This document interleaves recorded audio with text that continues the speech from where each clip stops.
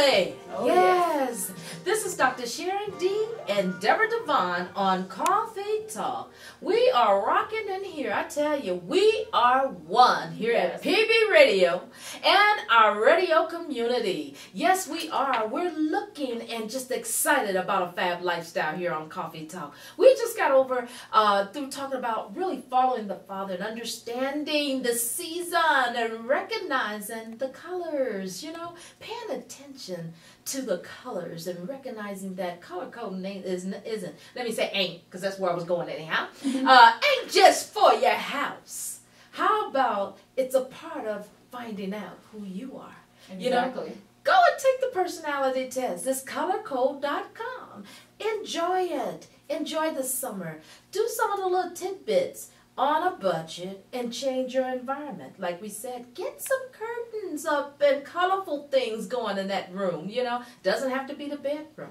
You know, it could be any room in your home. Sheets are always a good way to change that environment. Deb.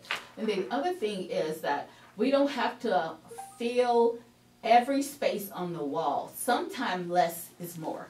Oh, yeah. You know, you have to think about that. Sometimes you have an accent, you know, something that's an accent item that just is a pop of color. And, you know, and then everything else, you know, is kind of different and sparse. And sometimes simple is best. Mm-hmm. So think about that too. You don't have to fill every space. You know, you don't have to use the same color over and over again because colors can blend and match each other.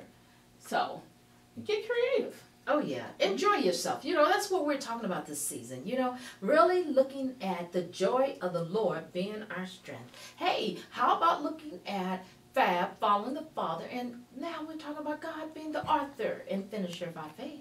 You know, we're looking and saying, acknowledge Him in all your ways, and He shall direct your path. Yes. You know, I'm excited because with Him authoring in our lives, it's so much that He gives us. Yes. You know, some days you think, oh, God, this is a plethora of information. What am I going to do with it? Mm-hmm. And He's like, write it down, hold on to it, because you're going to have to come back. Right? Yes. So I want to look at Hebrews 12:2, where God said, looking into Jesus. You know, this is the New King James Version of it. Looking into Jesus, the author and finisher of our faith, who for the joy that was set before Him endured the cross, despising the shame, and has sat down at the right hand of the throne of God. Can you imagine just someone that powerful being the author in your life? Oh my goodness.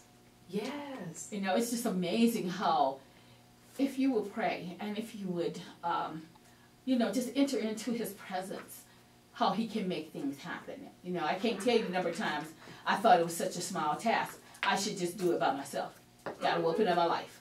So just think about it. You know, like you said, powerful. And not only powerful, He loves you. And He loves me. That's right. So, I mean, if you think you don't have anybody on your side, you think that you're alone, just remember, God is there, and He does love you. He has your best interests, you know, and with Him being for you, who could be against you? That's right. He's more than the world against you. You know, I'm just thinking about all the things that He's authoring in our lives. You know, I get excited because He's put me back into my groove. You know, when they talk about Stella got her groove back, I said, Stella, you ain't got nothing on what God is doing. You know, when she got her groove back. You know, I'm excited because just some of the things that He would give us, sometimes just pressure that He allows and that happens to us, motivates us to get up and to move forward. You know, sometimes we can be stagnant for a while, and things happen, and all of a sudden, everything comes together. Yeah. You become that individual that God has called you to be. Had you not faced certain dilemmas in your life, that, you know, you wouldn't get up to move forward. So, again, I'm excited about some of the challenges and things that He's allowed in our space. You know, sometimes I can look at it from a perspective and say, God, you're authoring in my life. It doesn't feel good. This is bitter. I'm in the wilderness. I'm out hanging on a limb. I'm hanging on a piece of thread, Lord. I just feel like falling. I don't want to do it. But once I stop and recognize without Him, I could do nothing. through all things, I accomplished the next level in him, right? Mm-hmm.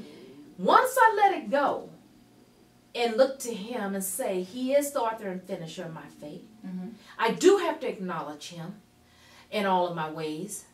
And he said he would direct my path. Mm-hmm. Then I'm not on the wrong road then, Lord. Because I'm going to keep talking to you. Not just today and get some instructions. I still have to follow suit to see what else you're telling me. Exactly.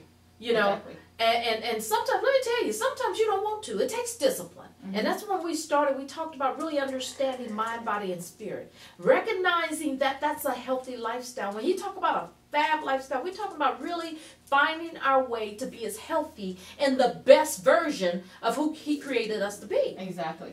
You know, so I'm looking, what is he authoring in our lives? You know, what is he really putting in us that we have to give out, Mm-hmm. dispense out to others? You know, and how is it going to catch on?